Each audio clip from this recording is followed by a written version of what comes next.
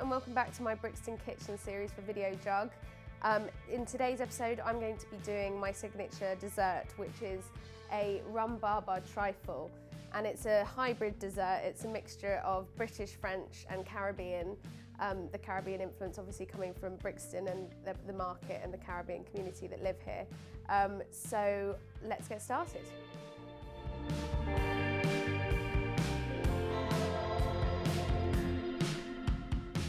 Okay, so the first thing that's a bit different about this trifle is that instead of using Madeira cake sliced up or trifle sponges or sponge fingers for the base of the trifle, I'm actually going to use spiced bun, which is an old Jamaican favourite, and it's everywhere in Brixton Market. It's basically a sort of spiced yeast cake with currants in it. It's really delicious. It's traditionally served with cheese in Jamaica, but it's really sweet, so I'm going to use it as the base of the trifle. So what I've done is I've just sliced it up into fingers, and I've lined the bottom of my trifle dish with it like this. Instead of using the normal sherry, I'm going to pour on some slightly sweetened spiced rum.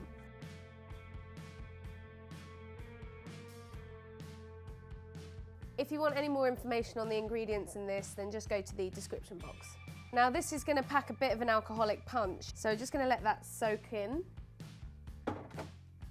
And the next step is to get the fruit element of the trifle. I'm not a massive fan of jelly in trifles, so instead I'm going to use pineapple as the fruit component, and I'm just going to caramelise it on a griddle pan. So I'm just heating up my griddle pan here.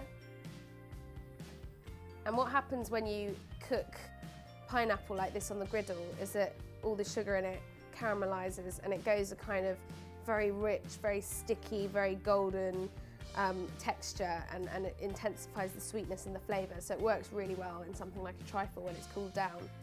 So once that's hot, I'm just going to tip my pineapple chunks.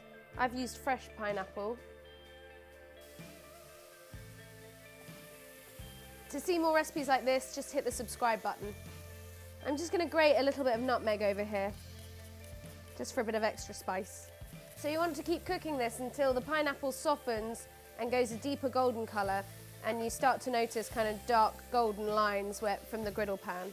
Okay, now I'm going to pour some of the spiced rum over the pineapple while it's cooking, just for an extra boozy hit, and because it kind of deglazes the pan and picks up some of the caramel from the bottom.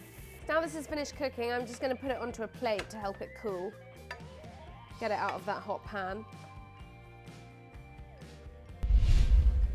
Okay, so I'm going to put my caramelised and flambéed pineapple onto the base of the spiced rum cake. Just tipping that on. And what you can do here is build it up in layers. So don't be afraid to use your fingers for this, to get an even distribution of the pineapple onto the spiced bun base.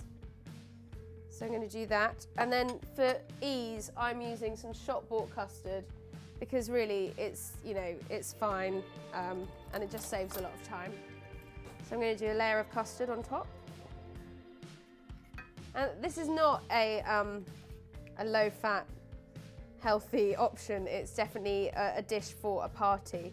I made it on New Year's Eve this year, and it went down really well. So it's a special occasion. And now I'm doing another layer of the pineapple on top of the custard.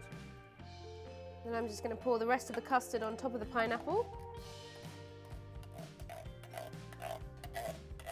I've whipped up some double cream, and I've put a vanilla bean, the seeds from a vanilla bean through it as well, just for an extra flavour dimension. So you just want to spread your cream on top of the custard and try and get it fairly even. Use a spatula to smooth it out. And then you can put your topping on. Now I always like to be traditional on the topping front and use some lovely flaked almonds, because I think they work really well on top of the whipped cream. So I'm just going to scatter some on.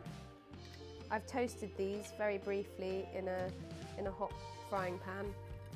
And then I'm just going to finish it off with some lovely bright and fragrant orange peel.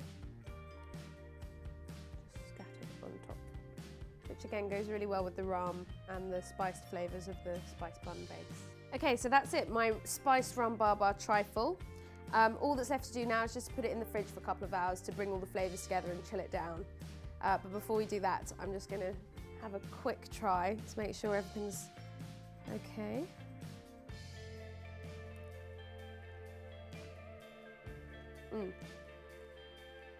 That's good. It's like it never happened. Right, I'm going to put it in the fridge and I'll see you next time.